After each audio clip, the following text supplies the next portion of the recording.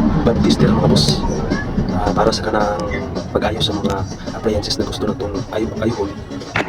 Ito nga atong gamiton mga boss, isa sa saksakan sa reseptacle dito, saksakan o isang reseptacle ito,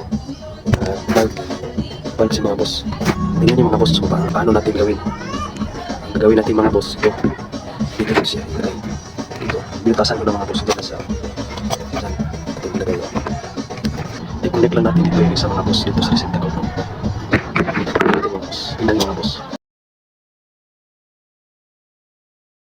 Dito galing sa mga boss, yung isang terminal dito natin itap dito. Yung isa naman dito sa saksakan natin, galing dito sa saksakan natin. Ito pa sa saksakan natin. Ito, dito natin sa kabila ilagay. Sa kabila natin ilagay. Yung sa isang saksakan. Yung isang saksakan naman, dito natin ilagay. Itap muna natin ito.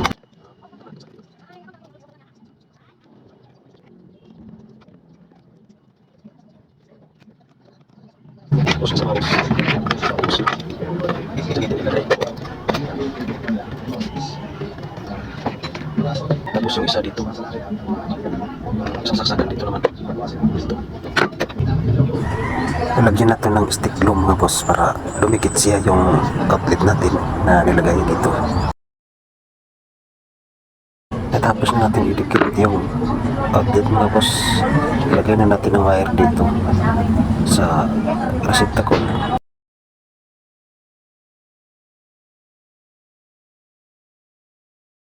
Yan ang mga boss na natapos na natin.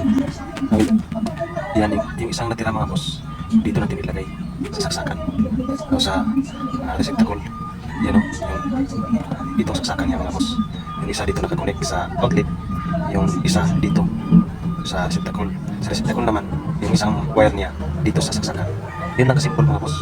Subukan natin mamaya mga boss.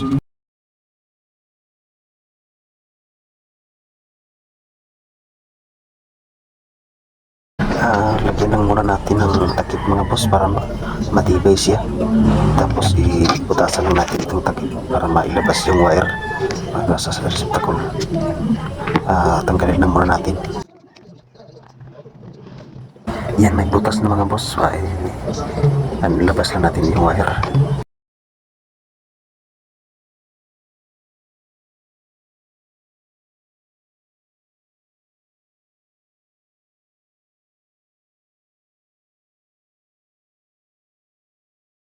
Dito na siya mga boss.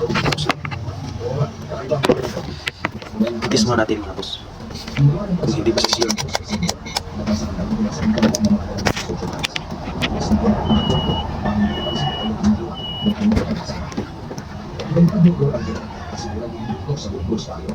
Yan sa mga boss.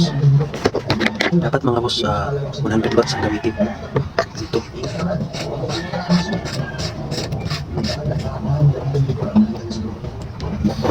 Mga boss.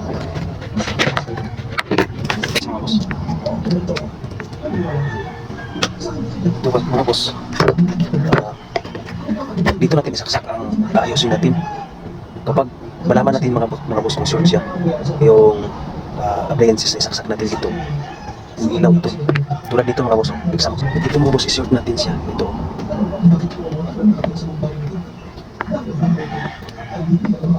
Tapos isaksak natin siya dito. Ito ang appliances example mga boss na short. Tulad dito kaya i-short natin. Ito examples natin. Pagsaksak natin, yan, umiilaw siya mga boss kapag short. Kapag hindi short mga boss, hindi umiilaw. Yan.